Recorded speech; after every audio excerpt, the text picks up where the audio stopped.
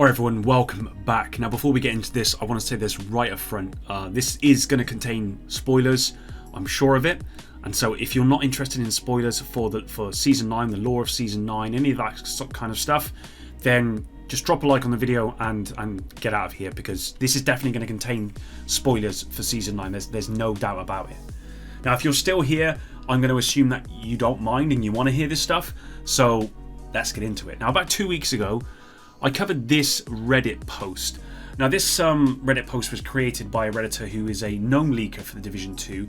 I believe they leaked all of last year's seasons, or season before, or the year before, and they were completely accurate. So what they've done is they've taken the audio files from the PTS for Season 9, they've listened to those audio files, and from that they've then determined or interpreted the story and all that sort of stuff for Season 9. So it's about as accurate as you're going to get, really, as a leak for the content coming, or the lore that's coming. So in that video 2 weeks ago, all I was able to go over are these points here.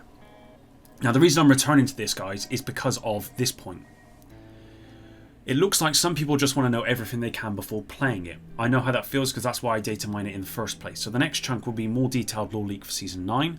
But remember to respect other folks who don't want to know the new story too early, and cover your text with spoiler if you want to discuss them. Thank you. And below, guys, we have got a ton of comprehensive information about all the stuff with Season 9 and beyond. So I wanted to go over that in today's video and really get into it with you guys, and hopefully you're going to enjoy this one. If you're still here, guys, and you've seen this stuff, then you chose to be here, so it's kind of your bad if this has now spoiled you. Right, let's start. So Faye Lau. Let's start where we left off, the end of Camp White Oak Manhunt. Faye is confirmed dead. It looks like we'll get an ending, because the cutscene, there'll be an ending cutscene where Kelso will be there with us, and Roy and Paul will be on the radio. Kelso thinks Faye's a damn traitor and wants to leave her body to the crows. Paul and Roy being very passionate about this and threatening to end their future cooperation with Kelso to force her to bring Faye's body back to New York for a proper burial.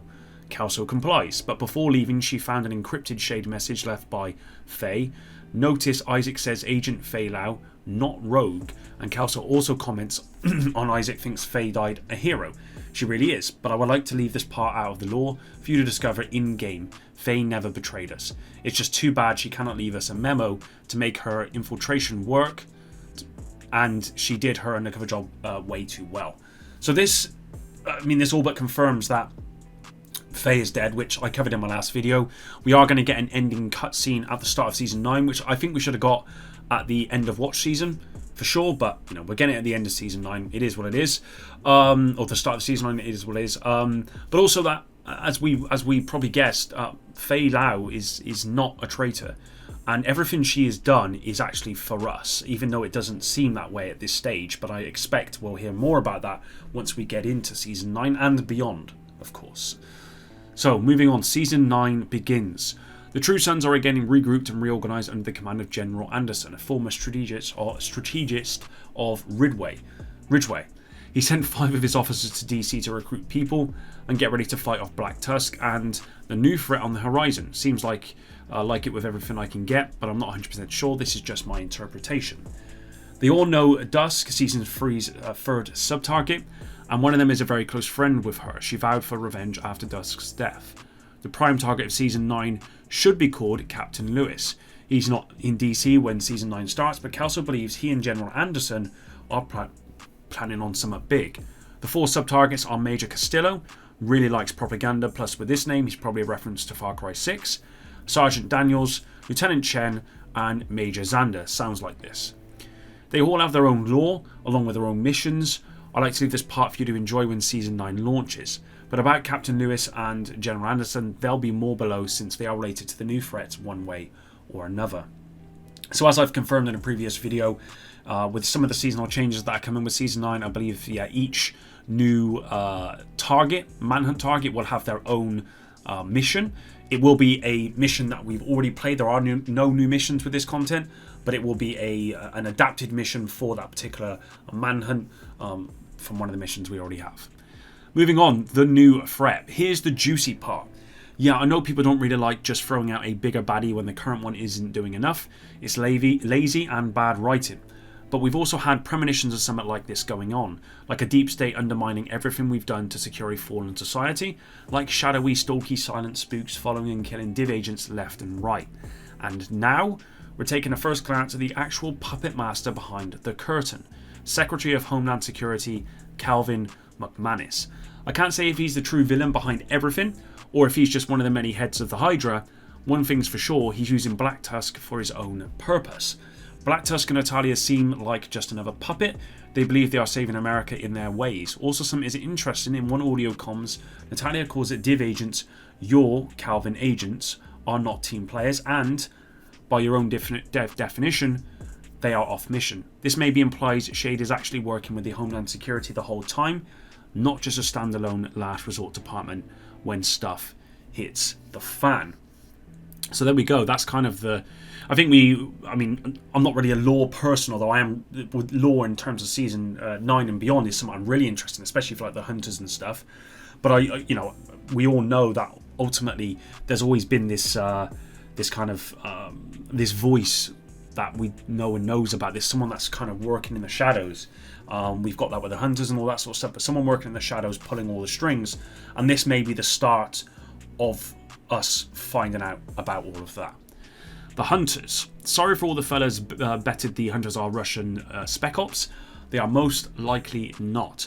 And yes, my prediction when I leaked season 3 was also wrong, which was guessing they are Natalia's elite soldiers. The hunters are most likely from the US military. Still just my own theory right now. Since they are actually working for Calvin, they are Calvin's elite soldiers. He refers to them as UNIT, like how people call the famous Delta Force the UNIT as well.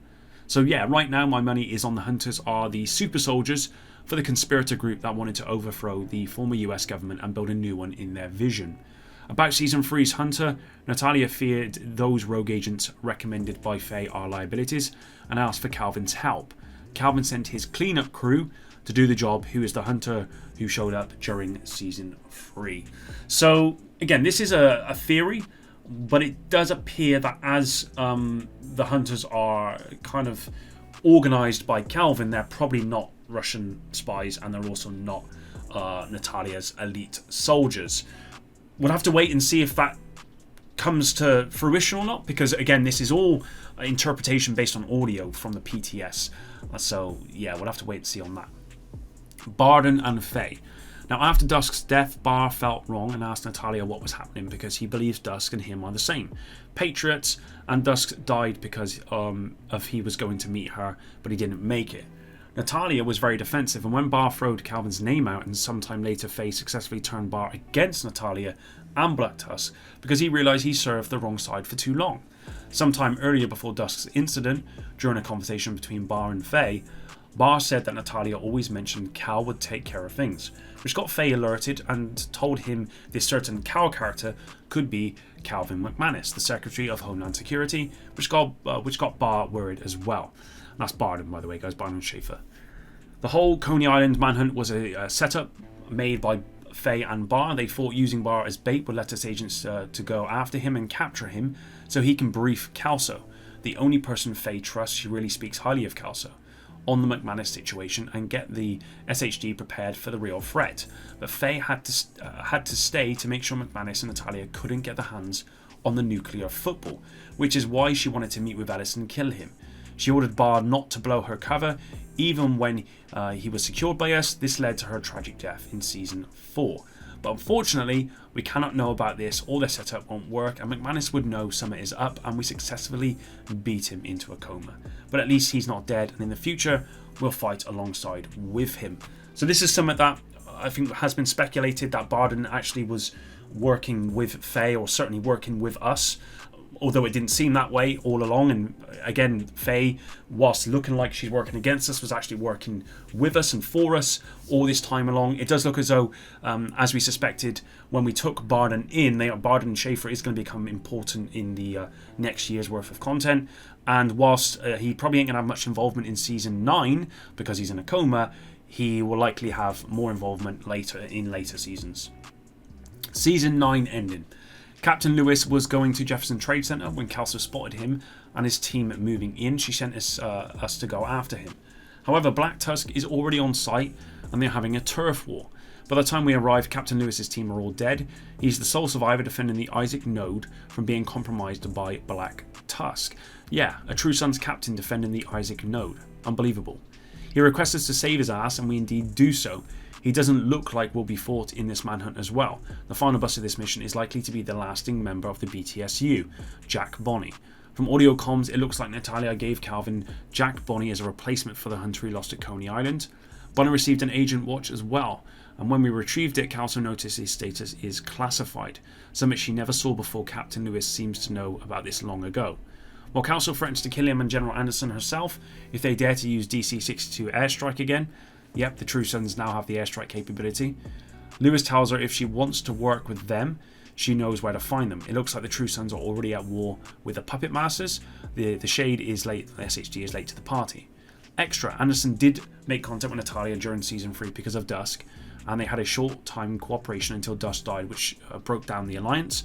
Anderson did know about Calvin as well. He's definitely many steps ahead of the SHD right now. And in the conclusion here, guys, is while we don't know how the future of Division 2 will go, we now have a general direction. Maybe this is like how the West Side Pier update meant for Division 1, and this is the final chapter for Division 2. We'll see the end in a trilogy style. Or we'll see everything ends in Division 2, and this is the beginning of the end. Whatever lies ahead, Season 9 will be the first step. Looking forward to it until next time.